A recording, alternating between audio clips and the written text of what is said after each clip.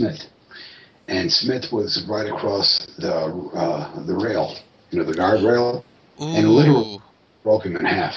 Ooh. I mean, it literally looked like it broke him, because that was one of the most memorable things being done without the use of a chair or fire or thumbtacks or whatever. I mean, anyone can pick up a folding chair and hit another guy over the head with it hard, and then break the chair in his head, and then get a chance. But to me, the more memorable things are the ones that are done flesh to flesh, that type of a thing, and I mean, I think Tanaka and Awesome matches were unbelievable because they would do the reverse roll where Tanaka would sometimes drop Awesome off over the top rope through a table, and we're talking like a 300 tom and sometimes missing a table and all that. To me, those things are a lot more memorable than the use of thumbtacks and fire and blades and things like that. And I think that also, one of the scariest things was at Poughkeepsie, I believe, New York, when New Jack fell off the scaffold with Vic Grimes and really fell on his head. I mean, that was that really could have been it, Wow. So, wow.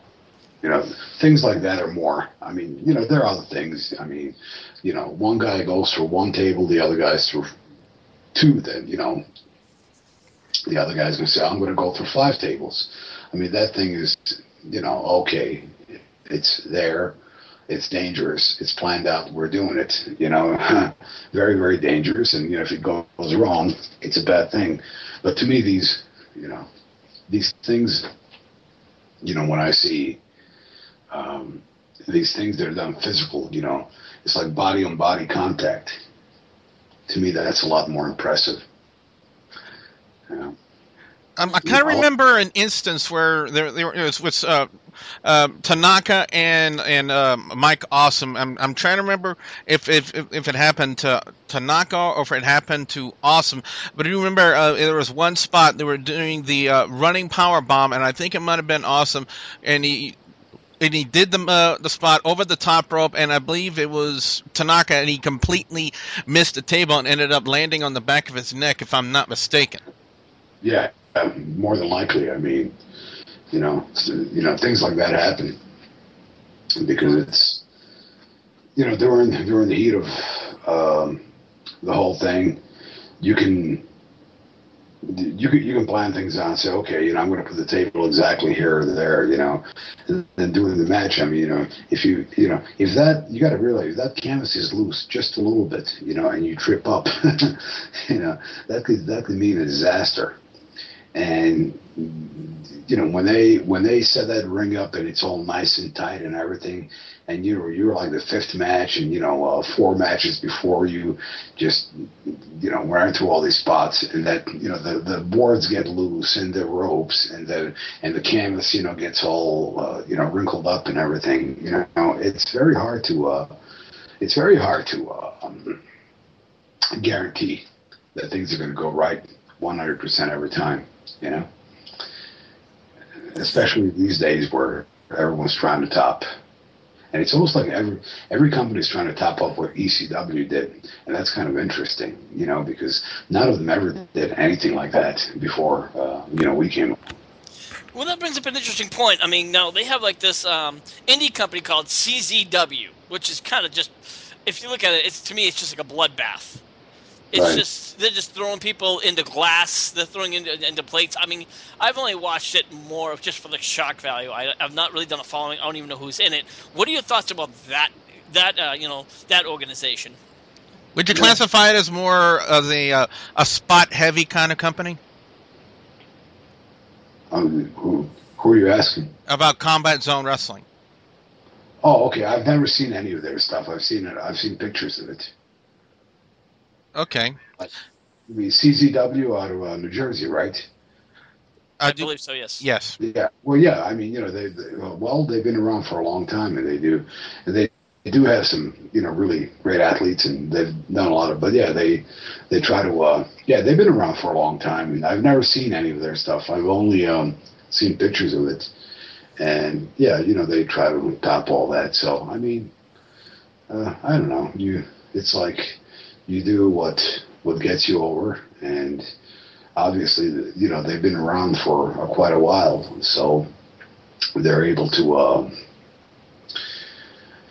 They're pretty much able to sustain themselves on the type of the shows they're running, because obviously, there's a demand for it. But I think that, any company that, and I'm not saying they are, because like I said, I've never seen their product, and I hope they're not the type of company that every single match is like that. And I wouldn't think, because I don't think anything could last like that. I think, in my opinion, that a wrestling show, consisting of 6 or 9 matches or whatever, should have a little bit of everything, other than stupid comedy. I always hated that. To me, that was always very disrespectful and insulting. I hate comedy, and I hate the non-wrestling athletic-looking people. I'm not saying you got to be built like a bodybuilder, but I mean, total clown off the street, that really does not belong in a ring, just because he's the promoter's son or whatever. I hate that type of stuff. That really pisses me off. But I think that every show needs to have a variety. You've got to have, your, good opening match that's just as important as, the main bout.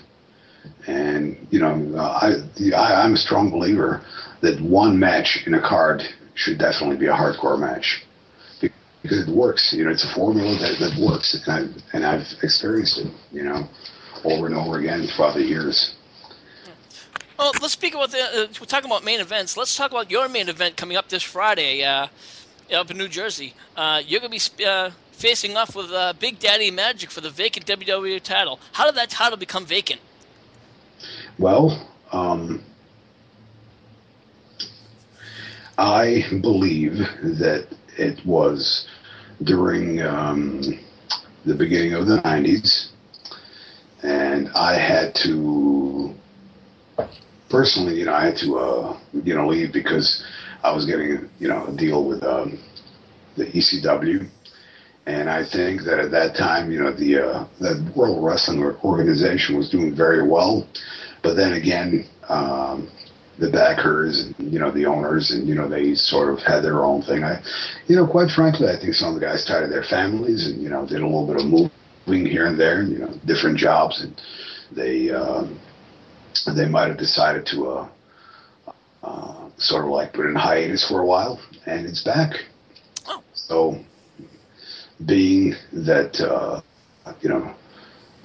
Big Daddy Magic and I, have something in common. One was the first champ, one was the last champ.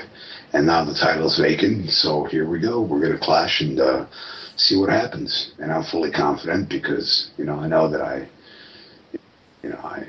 train my heart off every day, and, I always keep in absolute top condition, and I know I can go. And I have a hell of a mean streak in me when I need to. And I know he does too. And I think it's going to be a hell of a challenge. And I'm very much looking forward to it. Whatever happens, whoever wins, I'll tell you, neither of us are going to walk away embarrassed. Sounds like it's going to be one hell of a show. Now, the gates open up at 8 o'clock. Are tickets going to be able to be sold at the door, or? The gates open, I believe, at 6:30.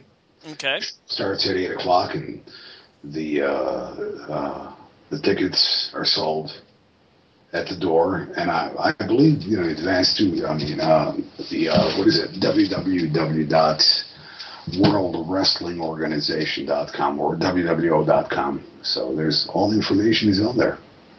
Okay. We're gonna have a few other ECW guys, obviously. Big Vito, he's going to be on card. The Rockin' Rebel, and a lot of great talent from from the independent scene, some indies from the independent scene, and some of our future generation. I just hope Big Vito's still not sporting that dress WWE made him wear back in the end of his career with them. Yeah, I think so. I don't think so. I think, Big Vito's, that's exactly who he is. Yeah. Well, Jason, our last question has always been a kind of a tradition between the guests that me and Rick have interviewed in the history of what we've done, and that is, do you have any funny road stories that you can share with everybody tonight? Yes, I do. It was back in ECW, and it was North Carolina, and I drove down with my girlfriend at the time, and New Jack was there with his girlfriend at the time, and we saw each other at the arena. He said, "Look, you got to do me a favor. I bought this Mercedes, right, and got the whole engine done and everything. It broke down. To make a long story short, I got to go. Can you take me there so I can see it, and then something where we could get the mechanic and get a tow truck over there." In any case, well, little did we know that. So we all, get in the car, and it's him and I, and our girls, and we get to that rest stop. And his car's there, and it's all good. And we say, "Okay, girls, hang out over here." So, now New Jack and I have been drinking all day. I'm like, "Dude, I've got to hit the bathroom." He's like, "Man, I have to hit the bathroom too." Okay, so we rush to the bathroom. It's all good. We come out, there's a state trooper there. He's like, "What are you guys doing in there?" We're like looking at each other like, "What are we doing in there?" "We were using the bathroom." He's like, "Okay, IDs and all that." So in any case, to make the long story short, he's like, okay, now I know who you guys are. We're like, "Look, our wives are over there," and the whole thing, right? Now you see all these dudes. We didn't even see them, they're running out of the bathroom. One, one car, the other one, another. I mean, they're just all these men, just, and we're like, "Excuse me, but, like, officer, what is going on?" He's like, "Oh, you didn't know?" I'm like, "No, I'm like we said, his car is stuck over here. We're here to wrestle. We drove here." He's like, "No big deal." He starts laughing. He said, "This is one of the most known gay pickup stops." Oh no! I've been watching you guys. It's like the two dudes, going to the bathroom, and it's like we arrested a whole bunch of guys. I see all those guys running out, and they're all like running out, and all getting in the cars and just peeling off,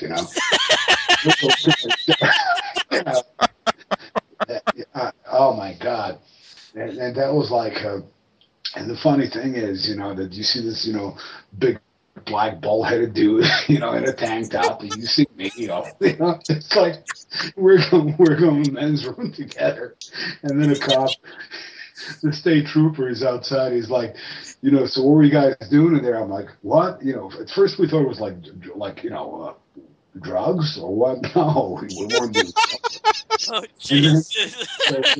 So we said, "Okay, see those two women over there? Those are our wives. Can we? All right, let's go check it out." So he talks to them, and he says, "Okay, guys," and we're like, "Look, we're here to wrestle, and the fact of the matter is that his car broke down, and we just need to take a piss, And